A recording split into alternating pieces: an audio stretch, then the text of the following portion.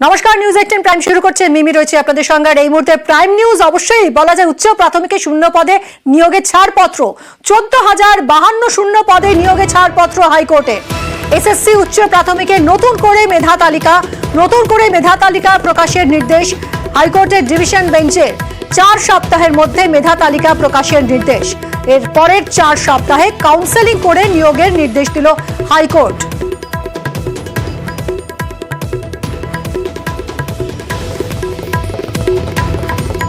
Division bench মাননীয় বিচারপতি তপব্রত চক্রবর্তী এবং মাননীয় বিচারপতি পার্থ চট্টোপাধ্যায়ের বেঞ্চ থেকে 14,052 লোককে চাকরি দিতে বলল। এর মধ্যে 1,400 লোকের আগে রিজেক্ট হয়েছিল। সেই 1,400 লোককে যে গ্রাউন্ডে হয়েছিল তাদেরকে ইনক্লুড করে 14,052 জন লোককে চাকরি আজকে ক্লিয়ার করলো, মানে দিতে বললো। এটা কিছু কিছু ক্ষেত্রে হয়তো আবার ফ্রেশ কাউন্সিলিং করতে হবে, সেটা বোর্ড যেখানে যেখানে যা ভাববে, কারণ রিকাস্ট করার জন্য দিয়েছে, সেই জন্য সেটা রিকাস্ট করে যেখানে যেখানে মনে করবে সেখানে সেখানে কাউন্সিলিং করতে হবে। আর এই নিয়ে কথা বলবো অর্ণব আমাদের প্রতিনিধির সঙ্গে। অর্ণব, প্রায় 10 বছর ধরে এই মামলা চলেছিল এবং অবশেষে একটা সুসংবাদ বলা যেতে পারে চাকরি প্রার্থীদের জন্য এবং রাজ্য সরকারের কাছেও অনেকটাই স্বস্তি। কোন প্রেক্ষাপটে দাঁড়িয়ে আজ হাইকোর্টের এই নির্দেশ সেটা একটু জানবো, সঙ্গে নির্দেশ সুনির্দিষ্টভাবে কি দেওয়া হলো।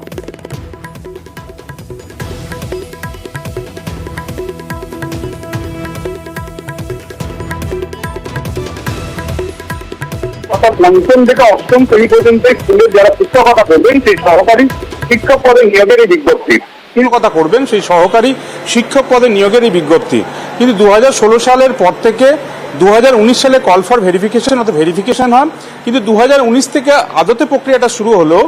এই 5 বছর ধরে কার্যত মামলার জটে তা সম্ভবপর হয়নি নিয়োগটা করা। কিন্তু আজকে কলকাতা হাইকোর্টে বিচারপতি তপব্রত চক্রবর্তী এবং বিচারপতি পার্থসারথী চট্টোপাধ্যায় ডিভিশন বেঞ্চ রায় ঘোষণা করে জানিয়ে দিল 14,339 নয় 14,052 শূন্য পদে নিয়োগ করা যাবে এবং এই নিয়োগ করতে হবে আগামী 8 সপ্তাহের মধ্যে এবং চাকরির সুপারিশপত্র দেবে এসএসসি 8 সপ্তাহের মধ্যে।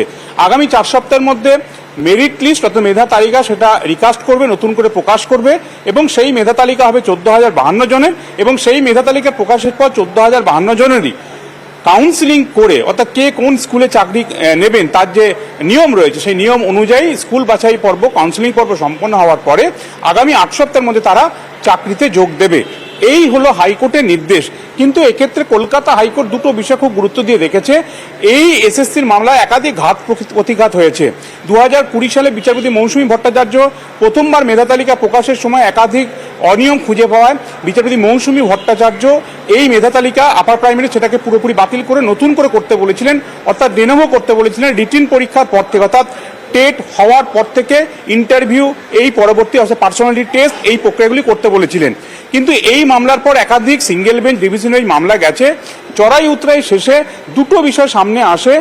শেষমেশ এসএসসি হাইকোর্টে হলফনামা দিয়ে জানায় 1,463 জন 1,463 জনের যে ওএমআর বা তাদের যে ডকুমেন্ট সেখানে একাধিক গন্ডগোল রয়েছে, তাই 1,463 জনকে যে মেধা তালিকা সেখান থেকে তারা বাদ দিচ্ছে।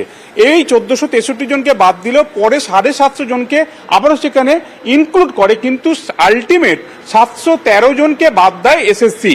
আজকে বিচারপতি তপব্রত চক্রবর্তী ডিভিশন বেঞ্চ দুটো বিষয় বলল যে ইন্টারভিউ বা পার্সোনালিটি টেস্ট হওয়ার পরে একজন ক্যান্ডিডেট যখন মেধা তালিকায় জায়গা পাচ্ছে, তারপরে এসএসসি সেটাকে আবার তার ভুল ত্রুটি খুঁজে বার করে বলছে 713 জন চাকরি পাওয়ার যোগ্য নয়, কারণ ওএমআর কারচুপি বা কারো কেউ হোয়াইট নাইট দিয়ে কারো ওএমআর এর কিছু লেখা বোঝা যাচ্ছে না সেটাকে বাতিল করছে।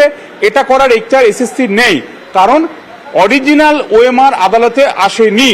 তাই ওএমআর এর কারচুপি বা ওএমআর এর নাম্বারের মিসম্যাচ যেটা এসএসসি তথ্য দিয়ে জানালেও আদালত সেটাকে গ্রহণ করছে না।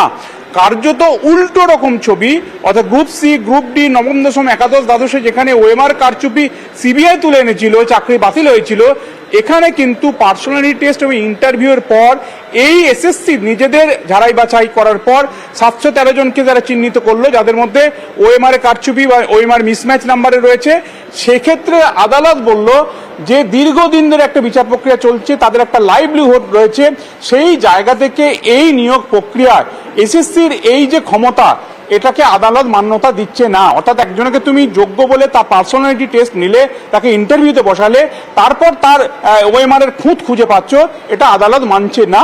তুমি অ্যাজ এ ইন্ডিপেন্ডেন্ট এজেন্সির মতো কাজ করে এটা করতে পারো না। এই 713 জন, তাকেও কিন্তু তোমাকে ইনক্লুড করতে হবে। কাজে 13,333 জনের যে মেধা তালিকা প্রকাশ করেছিল স্কুল সার্ভিস কমিশন, তার সঙ্গে আরো 713 জনকে যুক্ত করে প্রায় সংখ্যাটা হয় 14,052 জন। এই 14,052 জনের শূন্য পদের সবুজ সংকেত দিল হাইকোর্ট। নিয়োগ প্রক্রিয়া 8 সপ্তাহের মধ্যে কমপ্লিট করতে হবে এবং 14,052 জনের মেধা তালিকা প্রকাশ করতে হবে।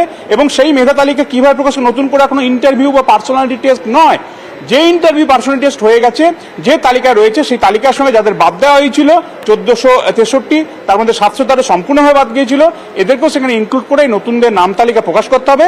এবং এই 14,052 জনের আগামী 4 সপ্তাহের মধ্যে নতুন মেধা তালিকার প্রকাশ, তারও 4 সপ্তাহের মধ্যে, অর্থাৎ মোট 8 সপ্তাহের মধ্যে তারা প্রত্যেককে কাউন্সিলিং এ শেষ করার পর অ্যাপয়েন্টমেন্ট লেটার, অর্থাৎ এক্ষেত্রে রেকমেন্ডেশন লেটার, চাকরির নিয়োগপত্র হাতে পাবে। কাজে সবকিছু ঠিকঠাক চললে এই মামলাও যাতে সুপ্রিম কোর্টে গিয়ে চ্যালেঞ্জ না হয়, যদি সুপ্রিম কোর্টে না পৌঁছায়, সুপ্রিম কোর্টে পৌঁছলে যদি স্থগিতাদেশ না পায়, তাহলে কিন্তু আগামী 8 সপ্তাহের মধ্যে কার্যত পুজোর মুখী কিন্তু এই 14,052 জন যারা দীর্ঘদিন অপেক্ষা করছেন চাকরির জন্য, তারা চাকরি পেতে পারেন। হাইকোর্টের আজকের রায় সেটা স্পষ্ট। ধন্যবাদ অর্ণব। ওএমআরসির রিয়াসেস করে যে 1463 জনকে বাতিল করেছিল স্কুল সার্ভিস কমিশনের, এই ডিসিশনটি, এই সিদ্ধান্তটি ভুল ছিল এবং সেই ভুলটিকে রেকটিফাই করে মহামান্য বিচারপতি নির্দেশ দিয়েছেন যে 1463 জনকে আফটার ইন্টারভিউ ওএমআরসির রিয়াসেস করে তাদের বাতিল করা হয়েছিল, মেরিট লিস্টের বাইরে রাখা হয়েছিল, তাদের মেরিট লিস্টে আবার ইনক্লুড করতে হবে। ইনক্লুড করে টোটাল 14,052 জনের তাদের প্রত্যেককে মেরিট লিস্টে রেখে তাদের প্রত্যেককে কাউন্সিলিং করাতে হবে। আজকে কলকাতা হাইকোর্ট পরিষ্কার নির্দেশ দিয়েছে যে প্যানেল যেটা বেরিয়েছিল সেটা নতুন করে রিকাস্ট করতে হবে। যে 1400 লোককে বেআইনিভাবে বাদ দেওয়া হয়েছিল সে তাদেরকে ইনক্লুড করে নতুন করে একটি মেরিট লিস্ট তৈরি করতে হবে এবং তার কাউন্সিলিং করে টোটাল 4 সপ্তাহের মধ্যে রেকমেন্ডেশন দিতে হবে এবং তার 4 সপ্তাহের মধ্যে নিয়োগ করতে হবে।